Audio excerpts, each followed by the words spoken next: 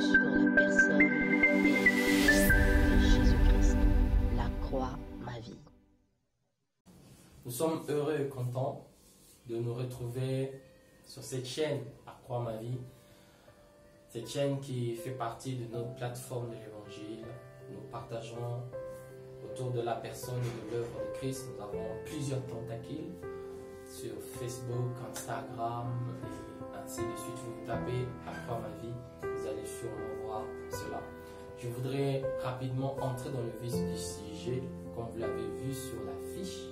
Alors pour cela, je vous prie de faire ceci, de liker et de partager. Et dans la mesure où ça va vous édifier, laissez un commentaire. Si vous avez des questions, elles sont les bienvenues. Main sur le cœur, nous promettons de y répondre avec la sagesse de Dieu. Jésus-Christ, le pilier inébranlable de la foi chrétienne. Bien-aimés, il y a plusieurs aspects qui démontrent que Christ est vraiment ce pilier sur lequel nous pouvons placer notre confiance. Plusieurs aspects. Mais dans cette vidéo, je veux présenter 4 aspects en raison de 2 dans celle-ci et les 2 autres dans la partie qui va suivre parce que je voudrais ne pas trop vous retenir longtemps. Allons-y rapidement. Quel est le premier aspect qui fait que Christ soit regardé? Christ mérite d'être regardé comme le pilier sur lequel nous plaçons notre confiance. Voici donc, le premier aspect, c'est la rédemption par la crucifixion. La rédemption, c'est une manière de racheter. On ne peut racheter que ce qui a été vendu déjà et la vente a été concluante. Quand la vente n'est pas concluante, c'est que la chose est encore sur le marché. Donc, au mieux offrant, la chose peut être donnée. Or, nous étions vendus au péché.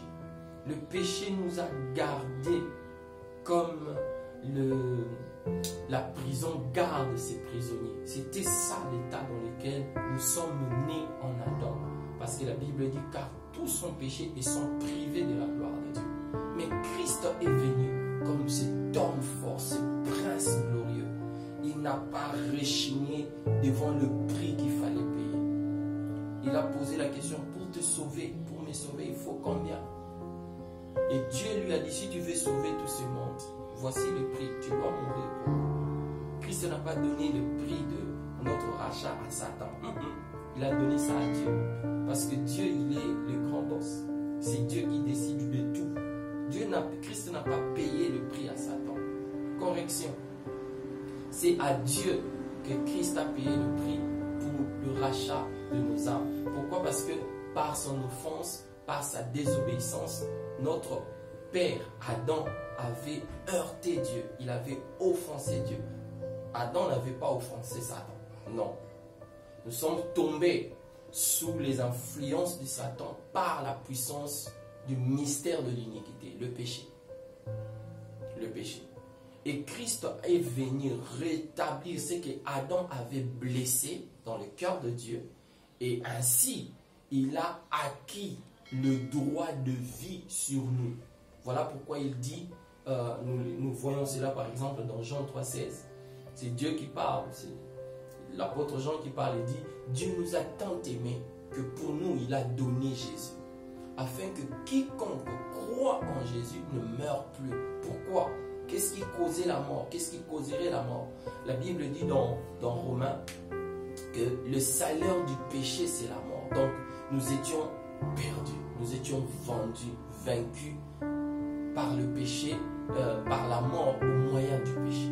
Donc le premier aspect qui fait que Christ puisse être regardé comme le pilier sur lequel tu as besoin d'investir ta confiance, c'est que Christ nous a rachetés par sa crucifixion.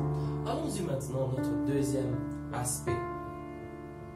Le deuxième aspect, c'est encore très puissant, c'est encore très convaincant. Je prie pour que le Saint-Esprit puisse t'ouvrir les yeux et les oreilles pour que tu perçoives ce que je suis en train de dire, car c'est salutaire. Le deuxième aspect, c'est la résurrection et la victoire sur la mort. Connaissez-vous quelqu'un qui a vaincu la mort? Moi, je n'en connais pas en dehors de Christ. Je n'en connais pas. Je n'en connais pas. En dehors de Jésus, il n'y en a point. La résurrection et la victoire sur la mort. Voici le deuxième aspect qui plaide, qui convainc, qui interpelle, qui rassure que quiconque place sa confiance en Christ, il a bien fait. Christ a été crucifié. Il était mort. Et 3 jours après, il est revenu à la vie. Bien-aimés, la valeur de la résurrection de Christ, elle s'apprécie à 2 niveaux. Premièrement, Christ ressuscité, cela démontre sa puissance sur la mort. Christ ressuscité, cela démontre que Christ a une puissance de maîtriser la mort.